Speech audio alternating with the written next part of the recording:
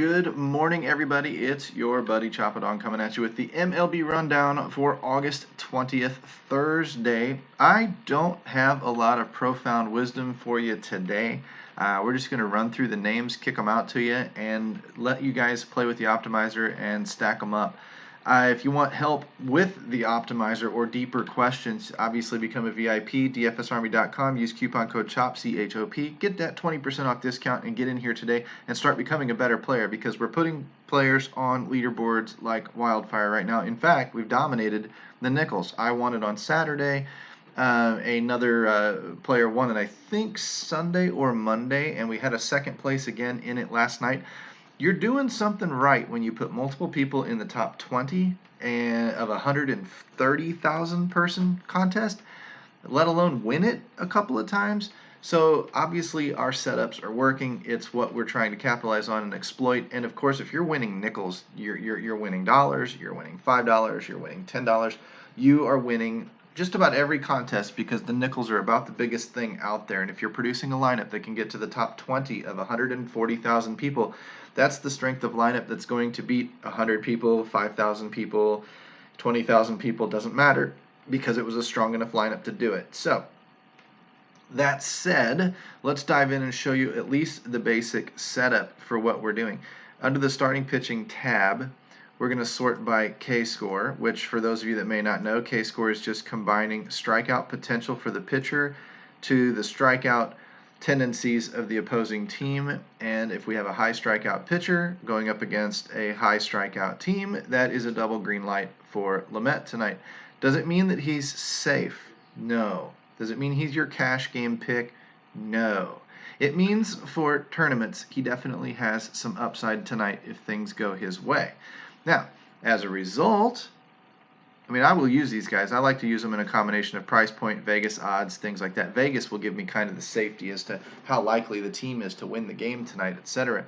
But that's about all I use K-score for anymore, is identifying a few pitchers that I might like. If somebody really cheap jumps to the top, I might boost his projections in our optimizer a little bit and get a little bit more of him. But I don't really want a ton of any particular pitcher because at the high price points, those pitchers are not always in those winning lineups. A lot of times it's a big stack of bats in tournaments. Now, in your cash games, 50-50s, head-to-heads, etc., yes, pitching is incredibly important. But it's more important, you want a guy with some upside, but you also want a guy with a lot of safety. And that, the guy who's less likely to implode on the mound. Those are the situations that you look for in cash games. So it's a little bit different way of identifying pitchers from cash to GPP. That said, I will then sort the W score by ascending order. If you haven't seen W score, it uses WOBA. And it looks for a pitcher, in this case, who gives up a lot of WOBA against and a team that is hitting for a high WOBA as a unit. So when I see a pitcher who struggles to get guys out versus a team that is delivering damage, now I've got another double green light, but this time for hitting stacks. So I'm going to look across these W scores, WOBA scores, whatever you want to call them, and I'm going to look for things like Sierra, and I'm going to look for things like home runs per 9. This is an attractive spot right here for Jose Suarez to stack against. Seems to walk a lot of batters, seems to give up some home runs, a lot of fly balls, and a high Sierra. So for me, this would be a prime stacking opportunity.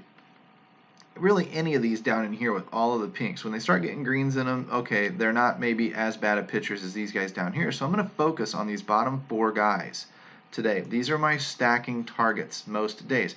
Dodgers, Boston, Baltimore, San Francisco Giants. These would be the guys I'm looking for. Now, that doesn't mean that everybody else is pure crap. I'm going to have shares in MME formats of just about all of these teams because baseball's random. I'm going to embrace that randomness, and I'm going to have 1 to 2% of a lot of these teams. But when I start getting up into 10%, 20%, 30% stacks, these are the teams that are most likely going to be there. Now, I will focus on a few other things. San Francisco is giving up a lot of runs. So, now they didn't last night, but as a whole, across the season so far, they're one of the worst pitching staffs going. Automatically, it's a good spot to stack against. Arizona's in the same boat. Automatically, it's a good spot to stack against.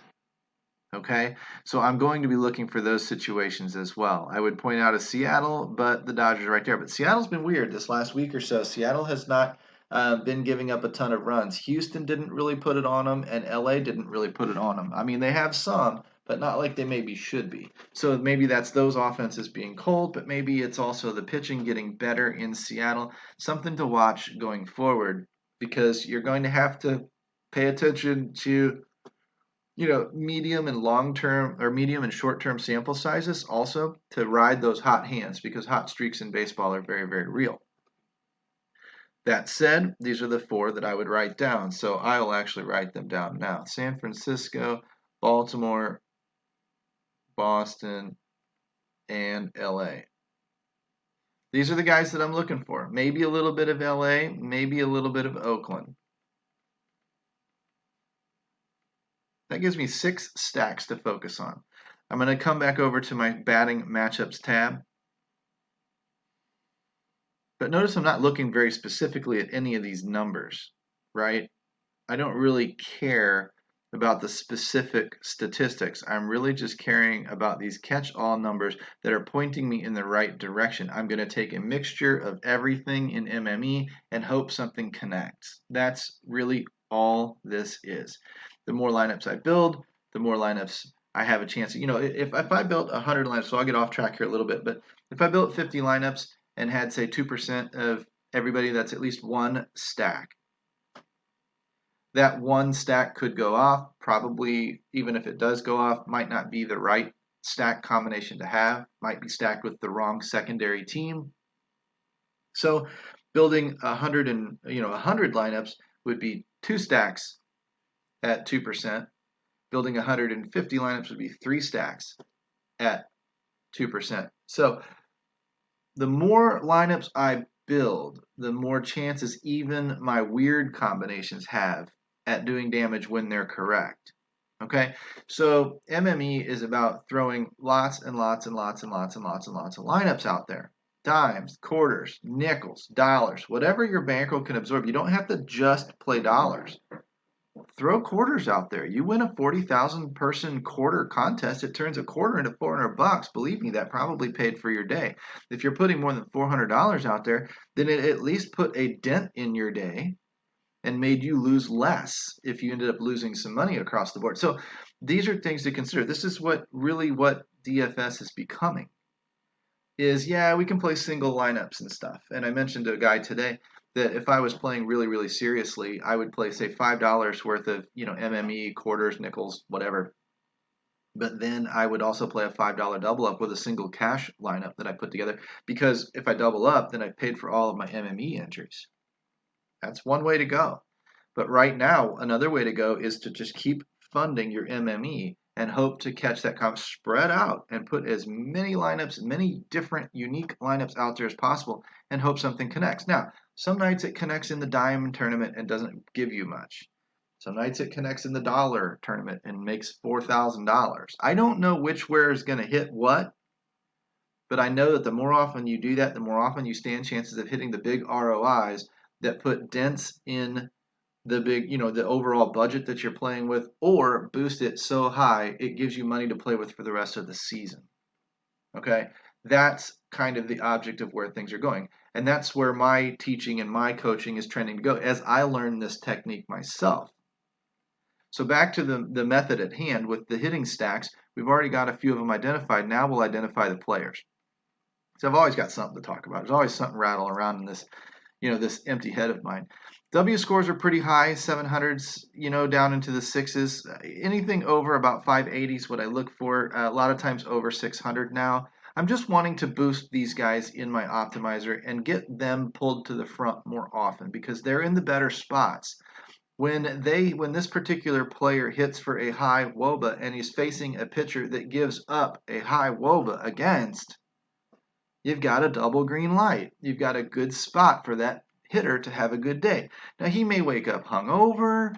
His back may be sore. I don't know. His wife may have bitched at him and he's not spending time at home enough, with all this COVID crap. I don't know those situations. There's no real way to know them. All I know is that on paper, his matchup is premium.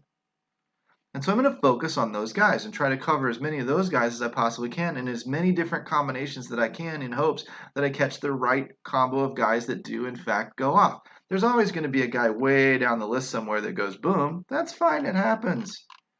Doesn't bother me. I know that more times than not, these are the guys that are most successful over time.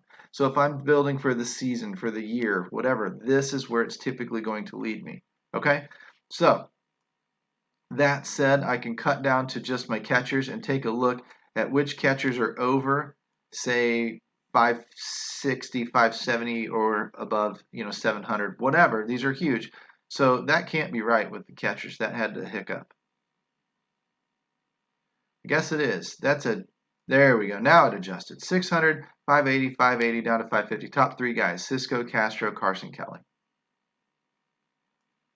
They're in good spots again. They were in good spots yesterday. Run them back out there. First base. Once this number shifts on me, I don't know what's the delay today. Probably my computer. Maybe we're looking at too much porn. Who knows? Down here in the background, though, these two guys, Slater and Moreland, would be guys I would focus on. Not that I wouldn't focus on the others if I find BVP or some kind of a trending hot streak, but these are the guys I'm starting with. The rest of the research is kind of on you to go through on your own. 700 in Wilmer Flores, pretty good. These next three, Muncy, Solano, and Moustakas, pretty good. So this research just doesn't take much time, guys. The time is going into the optimizer then and setting that up. 655 down to, well, top three guys again. Devers, Longoria, Justin Turner.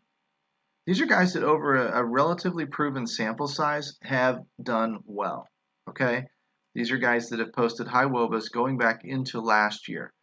Top three guys again, Tatis, Lindor, and Chris Taylor. But Tatis was not on this list earlier this year. Because we're getting 2020 numbers thrown in there now, he's climbing up this list and becoming more and more and more important. As long as he doesn't go into some kind of a 7-day slump, be watching those trends. If he goes into a slump, he's going to still show up towards the top of this list, and he's a talented player. But when he goes into a cold streak, you might want to jump off the ship.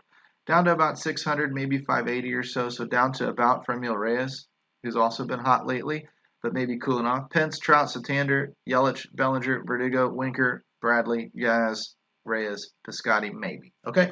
So that's generally your player pool. You've got these tight group of guys, 20, 25 guys. Now you can take them into the optimizers, boost all of their projections up 15 to 20%, or put a minimum of 5% on them or something along those lines.